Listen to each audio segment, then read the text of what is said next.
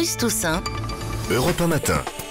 L'actualité internationale avec Alexandre Adler. Bonjour Alexandre. Bonjour Bruce. On va parler de la Libye avec ces élections qui sont organisées ce week-end. Ce sont les premières élections démocratiques ? Oui, puisque la Libye a été une colonie italienne, ensuite une monarchie absolue, et enfin la monarchie très particulière de Kadhafi. Donc c'est la première fois que les Libyens vont voter dans leur histoire. Après 40 ans de dictature. J'oublie qu'ils ont voté pour les élections libres de l'Empire ottoman en 1912. Ils avaient un député. Oui, enfin, c'est un peu oublié. Un siècle après. Donc un siècle après, ils votent. D'ailleurs, c'est étonnant parce que nous allons nous quitter pour cette saison et nous avons commencé avec la chute de la Libye. Nous finissons avec les élections libyennes qui sont l'achèvement d'un processus de démocratie parlementaire qui a réussi, il faut bien le dire quand même, malgré tout, en Égypte, en Tunisie, au Maroc.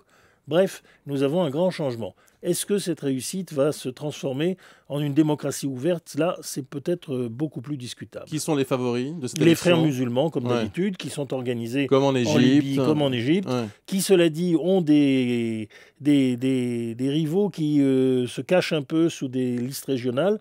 Et puis Djibril, le président du Conseil de transition, qui va essayer de regrouper des forces, disons, laïcisantes, et fait appel à beaucoup d'anciens kadhafistes qui craignent pour l'épuration. Mais enfin, en gros, les frères musulmans et leurs alliés devraient avoir une majorité parlementaire. Pourront-ils gouverner ? Ça, c'est une autre affaire. L'enjeu est énorme pour ce pays. L'enjeu est tout à fait énorme car il y a aussi encore toujours des tensions sur l'unité nationale. Une partie de la Cyrénaïque de l'est du pays veut s'abstenir. Il est certain que les frères musulmans en Égypte vont plutôt encourager l'unité de la Libye que sa séparation. Mais c'est vrai que cet enjeu est particulièrement dangereux. Merci Alexandre Adler et merci d'avoir été avec nous tout au long de cette saison.